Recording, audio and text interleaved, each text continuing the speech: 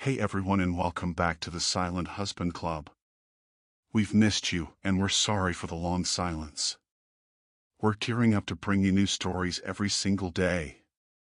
Settle in. This one cuts deep. I was invited, not welcomed. A winter gala on the Hudson, crystal light, tearful smiles, and a single joke that wasn't a joke at all. Before the night ended, my name became a punchline, and my marriage a stage. What would you do if dignity was all you had left? If this kind of slow burn drama grips you, hit subscribe, like the video, and drop a comment. It helps the channel and it helps you catch our next story on time. The email landed close to midnight, when the city goes quiet and a person's face is clearest in the glow of a laptop screen. Subject line: Winter Gala, attendance required. The words were polite, frictionless, the kind of corporate tone that pretends to be warm but arrives wearing gloves.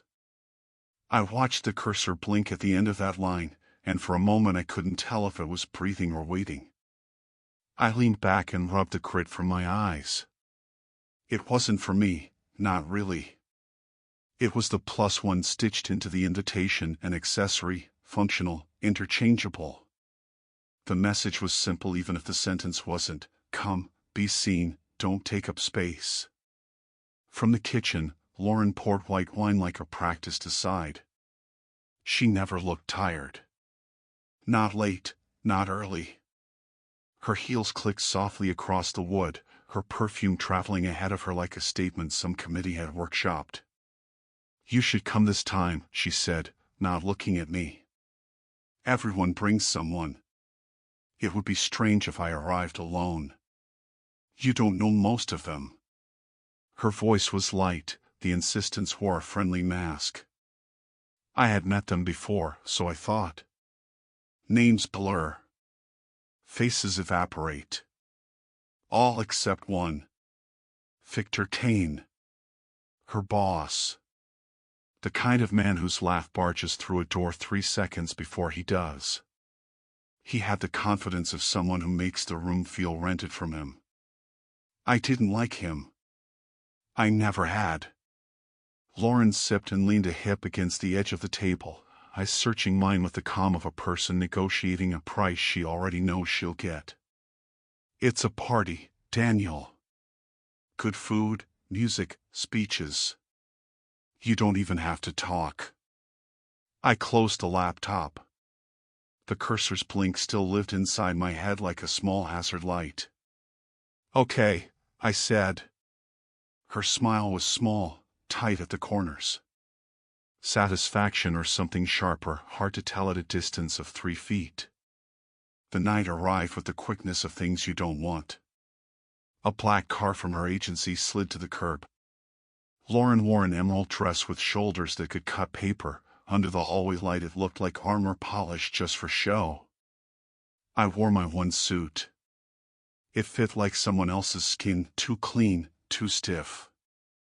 I don't know what I expected to feel, but I knew what I didn't: welcome.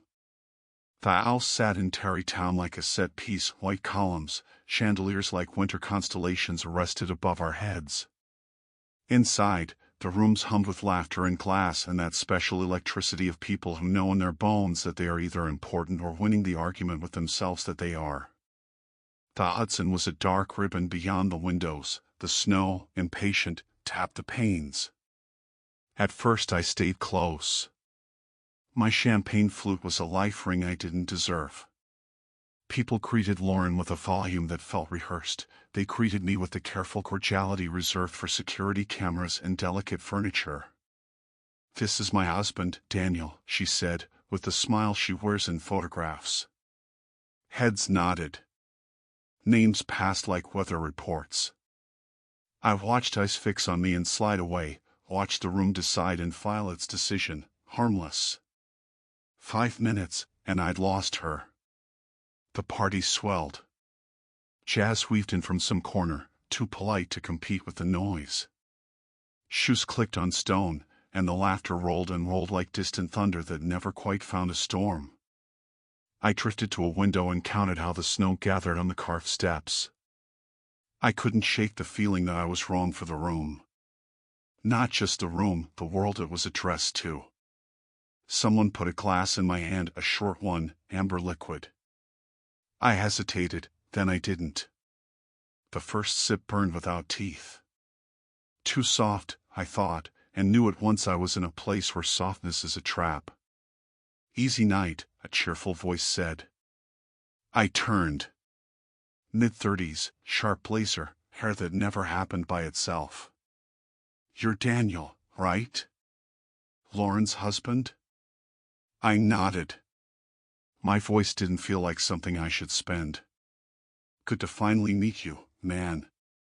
She talks about you. The smile was warm beyond room temperature, almost intimate. I murmured an apology and rose toward the promise of air. The side hall was cooler, quieter, framed with portraits of other people's ancestors. A pair of colleagues whispered in the corner with theatrical discretion. My head felt newly heavy. That drink was a gentle hand that wasn't gentle at all. A thin fog crept behind my forehead and tugged, like sleep coaxing a child out of a chair. I stumbled a little and caught myself on the frame of a side room.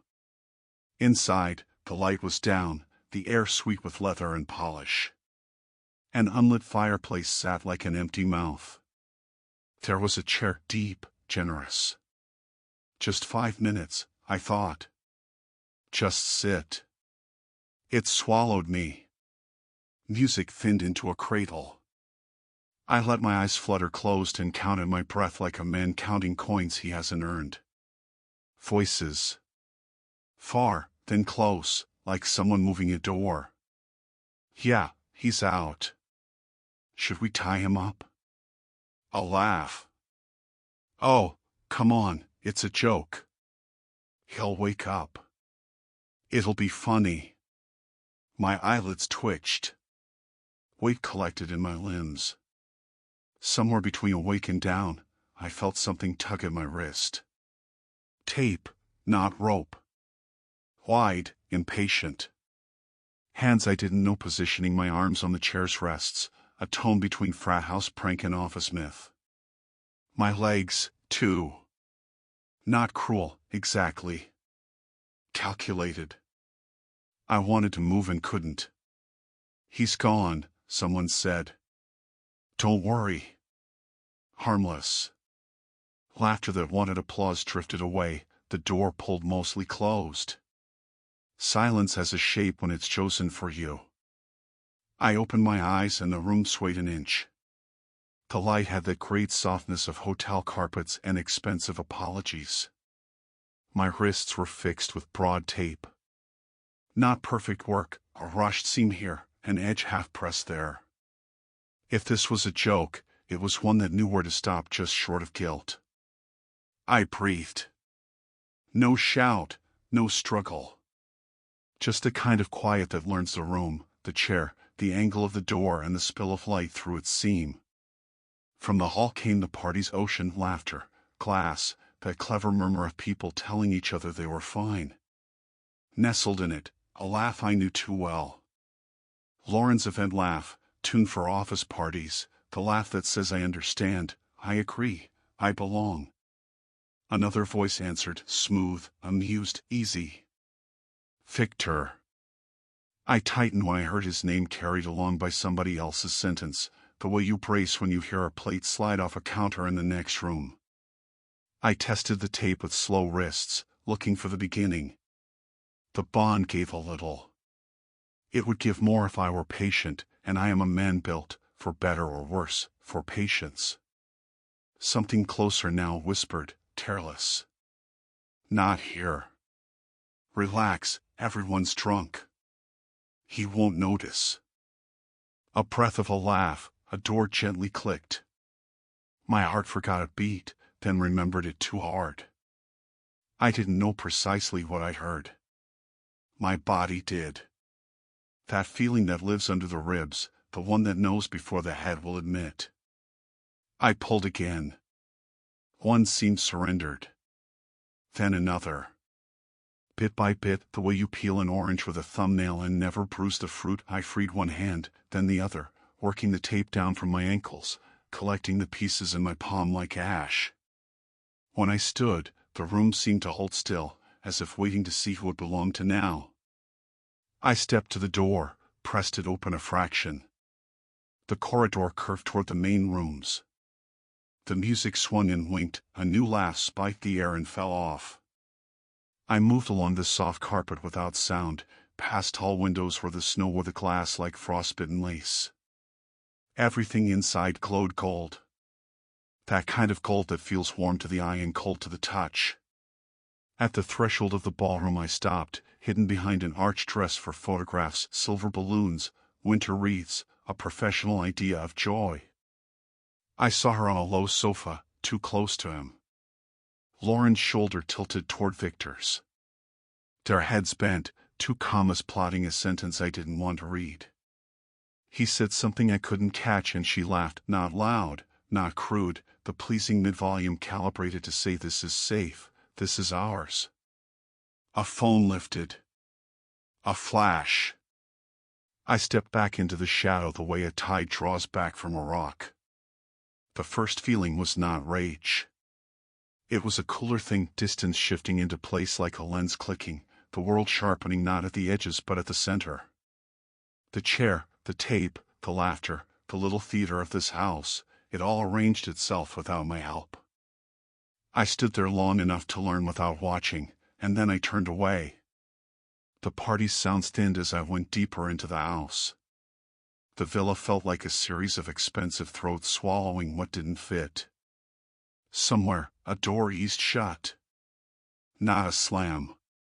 A decision.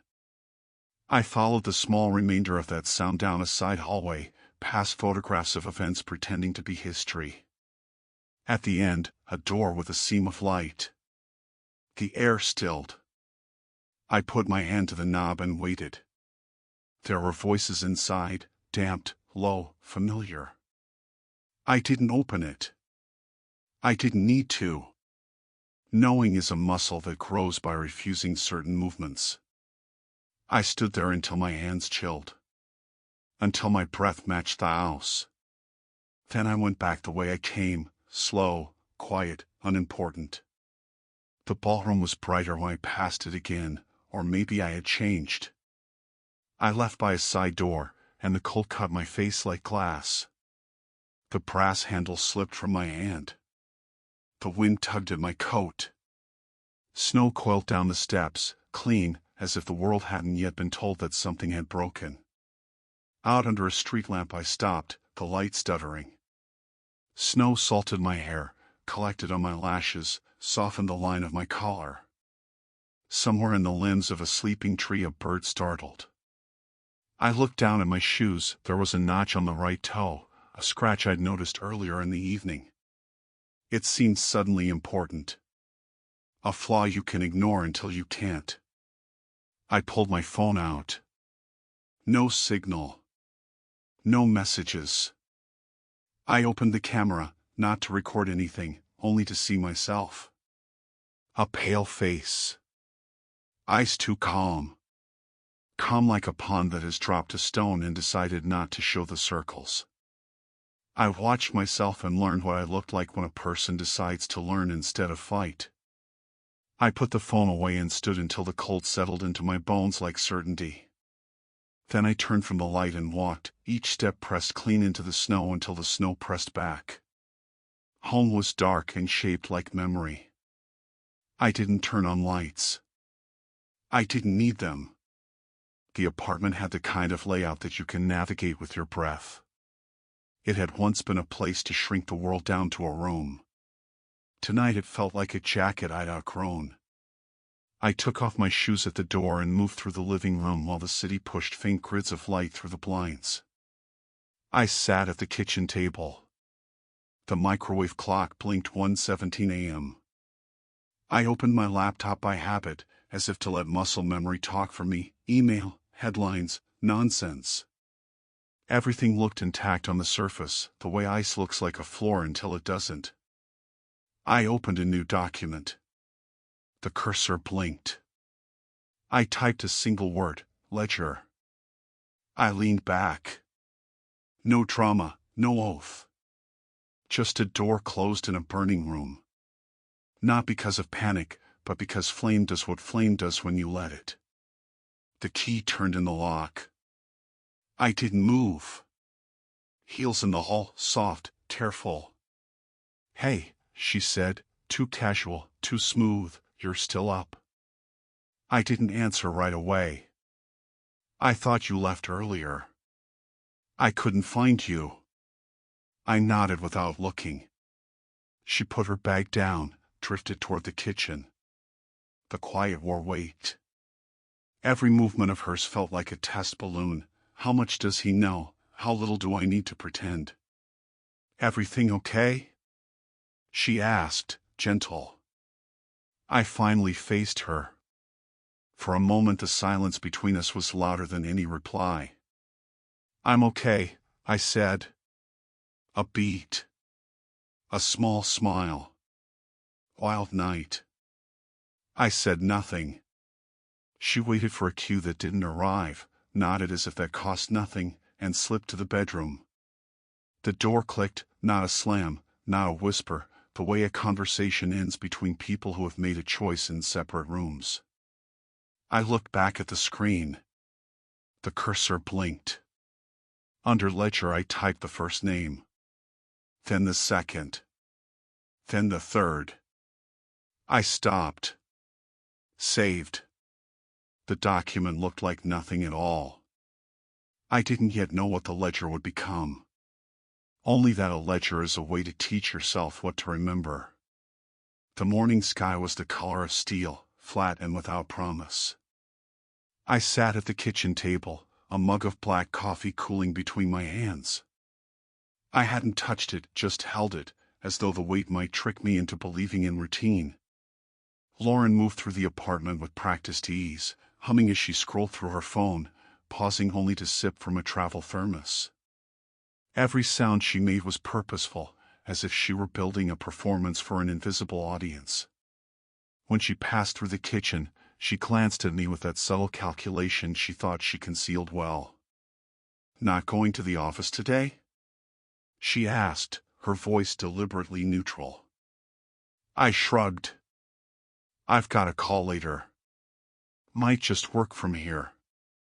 She nodded, not because she believed me but because she had no interest in asking further.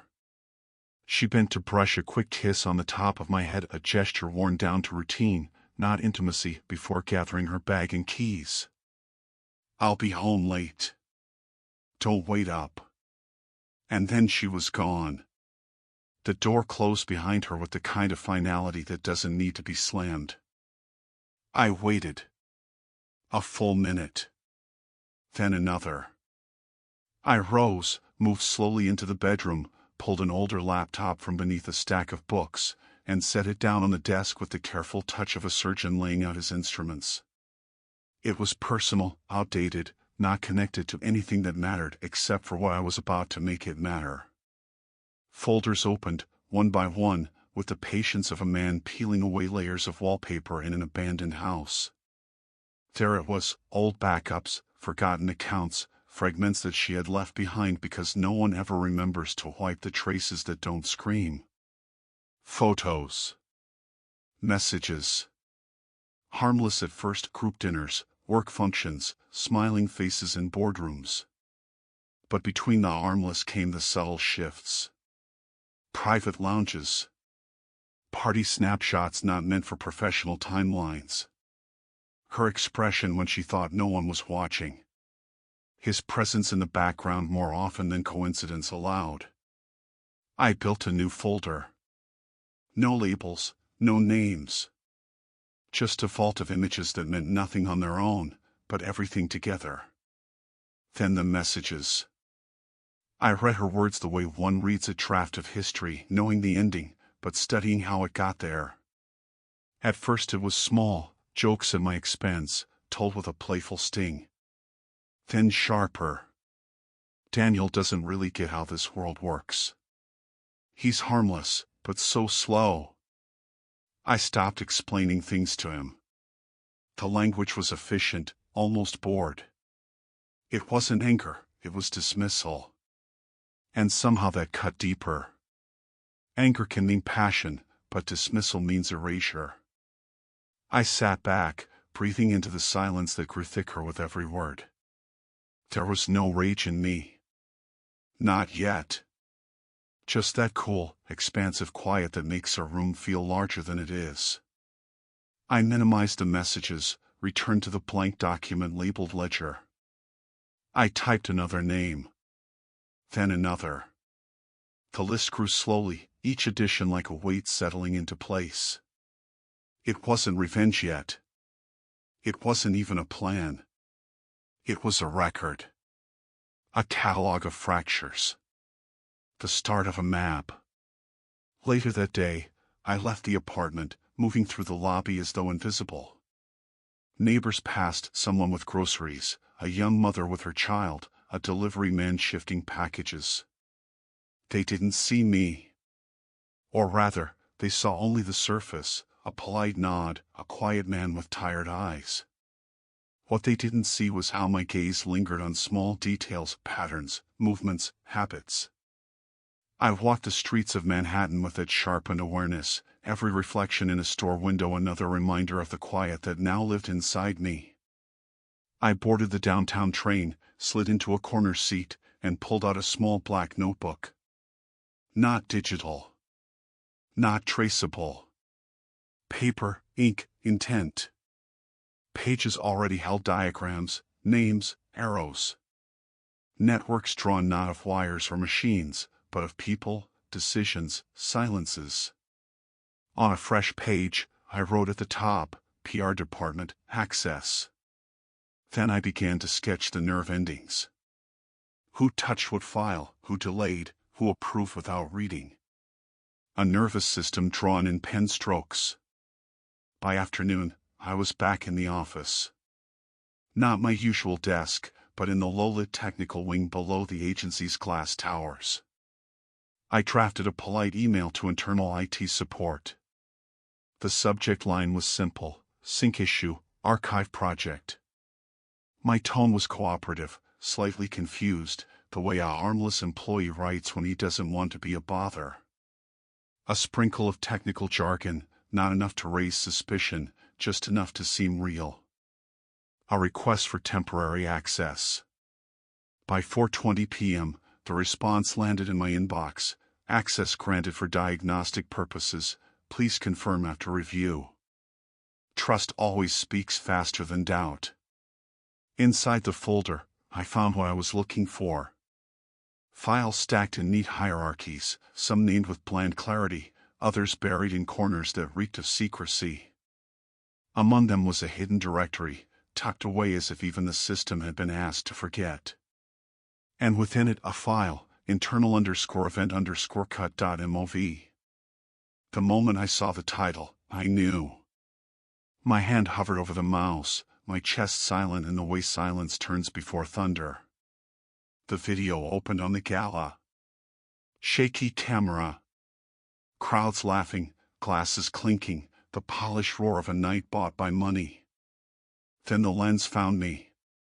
In that chair. Head lolling, wrists bound in tape, the picture of uselessness. Someone laughed behind the camera. Then her voice, Lauren. My wife. Crisp, unmistakable. A shift of angle, and Victor Kane leaned into the frame, smirking. That's her husband, he said. That's the man she keeps at home. A round of laughter. Then the cut. Silence. End of file. I sat without moving. The cursor blinked over the paused screen, as if the computer itself was waiting for me to speak. I didn't. My face was still. My breath measured. What lived inside me now was not fire, it was glass. Cold, sharp, and unyielding. I copied the file. Not to the desktop. Not to the cloud. Onto a small black USB stick I kept in my bag. Then I logged out, erased the traces, and closed the laptop with a precision that felt like sealing a vault. Mason Cole, the the company's videographer, had made the cut. His name was already on the ledger. Now, underlined. The next morning, Mason received an anonymous message from a sender that didn't exist. No subject. No body text. Only the video file, labeled with a single sentence, "Maybe you should clean your archives." He didn't come back to the office. At first no one noticed. PR always hummed with a frantic rhythm, and absence blended with noise. But by midday, whispers started. "Where's Mason?" someone asked by the coffee machine. "Personal," came the answer. "Maybe sick." By afternoon, HR received a note. No formatting, no signature, no metadata. Just a sentence, "I'm out. Sorry." The agency sent out the official message at 5:46 p.m. Mason Cole has decided to leave the company. We thank him for his contributions. I read the email and closed it without expression. Mason wasn't the target. Not really. He was the first thread.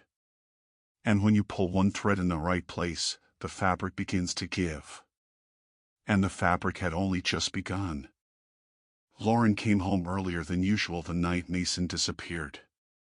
She tossed her coat over the arm of a chair and slipped off her heels in one fluid motion, her face unreadable but her eyes alert.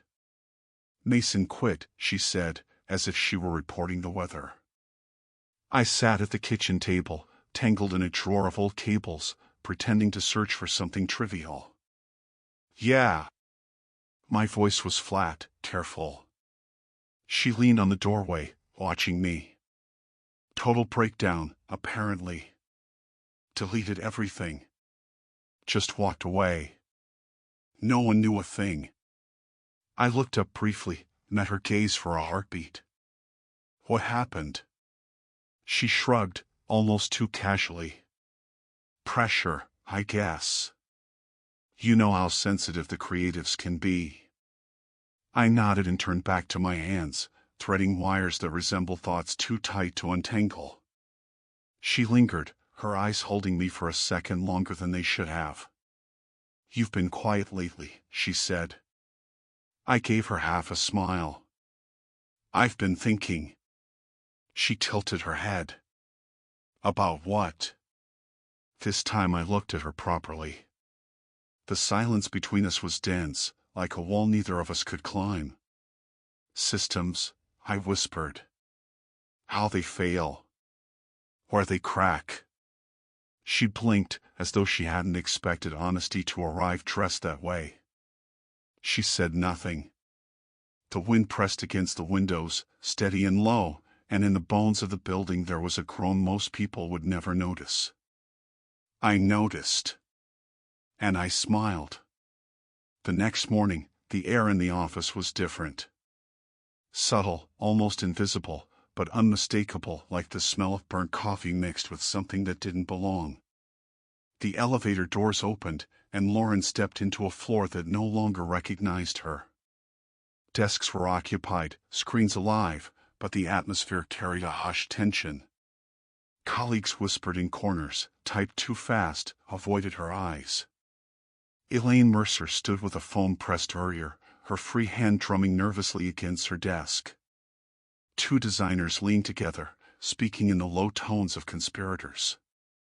Even the junior staff moved with the brittle caution of people who had been told to walk across glass but not break it. Lauren adjusted her blazer and announced, "Morning," her voice clipped but controlled. The only reply was a delayed nod from someone who didn't quite meet her gaze. Something in the balance had shifted. She felt it. And she hated not knowing why. 3 blocks away, I sat in a small cafe on the Upper West Side, steam rising from a cup of tea I wasn't drinking. The old laptop glowed dimly before me, its screen brightness turned low as though secrecy required shadows. I had uploaded a package into the internal HR system 2 days earlier. Anonymous reports, written in a voice deliberately restrained, formal, precise, professional. No names. No wild accusations. Just patterns. Inflated performance reports, favors exchanged with clients, approvals signed in haste, discrepancies in billing. Nothing dramatic. Nothing that screamed scandal. Just enough cracks to force a second look. And when a system is built on perception, a crack is louder than a collapse. At exactly 10:15 a.m., an email went out to the entire PR department. Subject: Updated Audit Plan, Q4. Normally no one would have cared. But this time the wording was different. Colder. Exact. We will be reviewing all archived communications and presentation decks for consistency with reported KPIs. Please ensure all documentation is accurate and complete. Confidentiality required. It was the sound of glass under pressure. And it carried through the floor like a vibration no one could ignore. Within 20 minutes, calendars were filled with urgent sync meetings. Elaine ordered her second espresso with hands that trembled just enough to betray her. Victor Kane hadn't been seen all morning, his office light off, his door closed. I sat in the cafe and watched people pass on the sidewalk, expensive coats wrapped tightly against the wind, their faces pale against the cold. I sipped my tea at last. Time moved forward with deliberate slowness, and I let it. The system had been nudged. Now it would reveal its own rot. By late afternoon, the pressure had found its target. Rumors circulated. Eyes turned toward Lauren and her circle. The words audit and compliance began appearing in conversations they weren't invited to. Fear always travels faster than fact. In the silence of my apartment that evening, I folded a plain white sheet of paper in half. No accusations. Just a question scrawled in block letters: who sent the original file? I slid it into an envelope with no return address and set it on the table beside a stack of others. Some already mailed. Some waiting. Quiet bombs, each one. I leaned back in my chair and listened to the wind crawl along the glass. Somewhere, deep inside the agency's tower, the walls had started to move. The fabric was giving way. And once it began to tear, there was no stopping where the thread would run. Victor Kane hated silence. He was a man who thrived on noise, the rush of meetings, the buzz of decisions made too quickly, the constant hum of winning. But the silence in his office that day was not calm. It was heavy, vibrating, the kind that presses against the skin. The blinds were half closed, the fluorescent lights above him flickering in their monotony. His inbox swelled with messages that did not shout but whispered accusations in their restraint. Compliance flagged data mismatches. Legal asked for confirmation of timelines. Finance requested clarification on numbers that had been massaged into fiction. Each email was careful, professional, stripped of emotion, but together, they screamed louder than rage. He read the same line over and over again from legal: please confirm when your department began reporting adjusted benchmarks for non-executed campaigns. His hand hovered over the mouse, his reply drafted, unsent. The silence around him felt like judgment. Outside his office, Lauren stood with Elaine Mercer. Their voices low, their bodies angled as though secrecy could shield them. "Have you spoken to him?" Lauren asked, her arms folded, her jaw tight. Elaine shook her head, texting furiously with one hand. "He won't answer. He knows something's wrong." Lauren lowered her voice further. "They're saying it's coming from the top." Elaine gave a short, bitter laugh. "It feels like it's coming from inside." Neither of them looked confident. Both of them looked cornered. I wasn't in that hallway, but I didn't need to be. At home, my window was open just a crack, enough for the wind to brush across my forehead. On the table beside me lay a phone and a folded slip of paper. No rant. No threat. Just one pointed question scrawled in my hand: who leaked the draft? The edges of the note were already worn from folding, opening, folding again. It slid easily into a plain envelope, one of many waiting in a stack beside me. Some had already found their recipients, quietly detonating in inboxes or on desks. Others waited their turn. Each one planted not to explode, but to erode, to corrode confidence until it gave way on its own. In systems built on loyalty, the smallest doubt is a fracture that spreads. Lauren received one of those envelopes later that afternoon. She opened it at her desk, glanced quickly around to see if anyone was watching, and read the single sentence inside: "The ground feels solid until it bends." Her breath caught. She deleted the message from her mind as quickly as if it were an email she could erase, but her fingers lingered on the paper too long, and her knuckles whitened. For the first time in a long while, she felt what it was to lose control. She pressed the slip deep into her bag, as though hiding it would change its meaning. It didn't.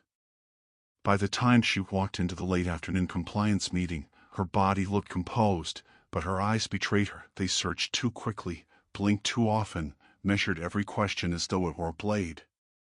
The conference room was too bright, a fishbowl of light that left nowhere to hide. Around the table, faces wore their professional masks, smooth and clean, though tension pulsed just beneath the skin. Lauren sat with her arms loose, her notepad untouched, her pen resting still. The compliance officer smiled politely, spoke softly, the way one does before cutting.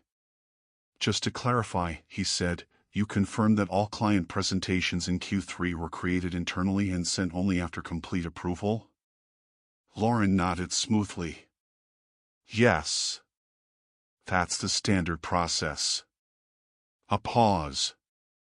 The officer's smile didn't move. "Would it surprise you if we discovered a draft version that reached a competitor 3 weeks before internal approval?" The room grew thin with breath. Lauren's voice stayed level. "That's impossible." The officer didn't argue.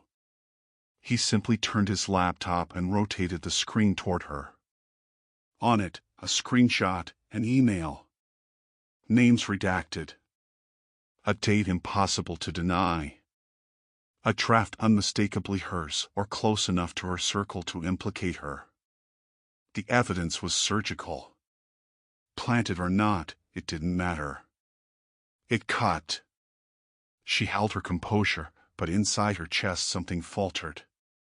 Around her, the room shifted subtly. Colleagues leaned away, eyes darting, as though distance could protect them from infection. Lauren nodded once, slowly, as though she hadn't heard the sound of the walls closing in. When the meeting ended, she walked back to her office with a smile rehearsed for survival. But her hands trembled as she closed the door behind her. And I sat at my desk at home, the cursor on my screen hovering over the ledger. Another name added. Another line struck. My expression didn't change. I wasn't smiling. I wasn't angry. I was clear. Some truths don't crash down like thunder. They seep. They creep into the cracks until the structure gives under its own weight. And once you learn to see those cracks, you can't unsee them. The system was unraveling. And it was only the beginning. The office did not collapse in a single moment. It frayed. In whispers by the coffee machine, in glances that lasted too long, in silences that once were harmless but now carried weight. Someone said Victor hadn't been seen in 2 days. Someone else whispered about an emergency call with legal. Lauren walked the halls like a ghost, rehearsing her own alibi, her smile thinner, her step sharper. Every time her name surfaced, it was followed by a pause, as though colleagues were testing the air before speaking further. No one looked her in the eye. The energy that once lifted her now pressed down like a ceiling, lowering inch by inch. I received the official message late on a Friday evening, 5:46 p.m., the time chosen to ensure no one would reply. Subject: structural realignment of PR department. The language was stripped of humanity, but the cuts were sharp. Key functions dissolved. Roles eliminated. The kind of phrasing that sounds temporary, but everyone knows means permanent. A polite obituary for a department that had rotted from its center. Some read it twice, not believing. Some packed up silently, not even waiting for instructions. Lauren stood in her office with the letter open on her screen, her phone silent in her palm. No calls. No messages. Victor was already gone 2 days earlier, his office cleared out without explanation. The walls that had once been plastered with campaign plans and bright slogans now looked bare, scrubbed clean, almost sterile. Like a room after fire, no smoke, no flames, only that hollow smell of something that had been erased. In my apartment, I sat in the stillness. No need to refresh emails or track updates. I already knew. I had known long before the announcement. Systems don't fall because someone pushes them over. They fall because the cracks have been allowed to widen. Because truth, when given air, works like oxygen on hidden embers. On my desk lay the black USB stick, the one that had carried the seed of collapse. The video. The laughter. The insult filmed like a trophy. I picked it up and held it in my hand as though it still radiated heat from that night. Then I slid it into my laptop, opened the folder, hovered over the file. No hesitation. Delete. Empty recycle. Confirm. The screen blinked, then turned black. It was done. The proof no longer mattered. What mattered was what it had revealed, and how much had already burned away without me touching a match. I leaned back and let the quiet seep into me. Outside, the city's late afternoon glowed cold, streets slick from rain, people moving with the rush of anonymity. Somewhere down below, a violin played faintly, its notes weaving through stone and steel, rising like ghosts of memories that had no names. I stood at the window, the wind pressing gently through the small opening. I wasn't angry. I wasn't triumphant. What I felt was cleaner. Like glass after someone wipes the fog away. And for the first time in a long time, I breathed without weight. The apartment was quiet, but it no longer felt empty. It felt clean, as if the silence itself had been stripped of its weight. I sat at the table, staring at the ledger still open on my laptop. Names crossed out. Names added. And now, the list complete. It wasn't revenge, not really. It wasn't even justice. It was clarity, the kind you only reach when you've burned away everything else. I closed the file without ceremony. There was nothing left to add. Nothing left to carry. Lauren came home late that night. I didn't greet her. I didn't ask. She moved through the apartment like a shadow, heels soft on the floor, her bag heavier than it had ever seemed before. She paused in the doorway as if waiting for me to say something, but I didn't. I let the silence do the speaking. She disappeared into the bedroom, and for the first time I didn't feel compelled to follow. The bond between us had already been severed, not with shouting, not with tears, but with the slow erosion of respect. That's how real endings come. Quiet. Without applause. I stood at the window again, watching the city hum beneath a thin layer of rain. Taxis glowed on wet pavement, their reflections bending in puddles like fractured glass. People moved briskly, unaware, their lives carrying on untouched. Somewhere a man argued on the phone, somewhere a woman laughed too loud, somewhere a violin still played its tired song. The world kept turning, as it always does. My hand rested on the glass, and I felt the cool surface press back, steady and unbroken. On the table behind me lay the envelope with my wedding ring inside. No note, no explanation, just a small circle of metal left behind like an artifact of something that once lived and no longer did. I didn't need to explain myself. I didn't need to mark the ending with words. Some truths don't ask to be spoken, they stand on their own. I picked up my coat, slid it on slowly, and left the apartment without looking back. The stairwell smelled faintly of dust and rain. Each step echoed softly as I descended, and when I reached the street, the air felt sharp and alive against my skin. I walked without hurry, my shoes splashing through shallow puddles. For the first time in months, my chest felt open. No weight. No fog. Just air. I didn't think about what would come next. The ledger was closed. The house of lies had already collapsed under its own design. What remained was me. And that was enough. Thank you for watching. If this story touched you, shocked you, or simply made you think, don't keep it to yourself. Leave a comment, your thoughts, your story, your truth. Subscribe for more raw, real, and unforgettable confessions. And if this story made you feel seen, share it. Someone else might need to hear it too. You're not alone here. This channel is a safe space for those who've been betrayed, broken, and rebuilt.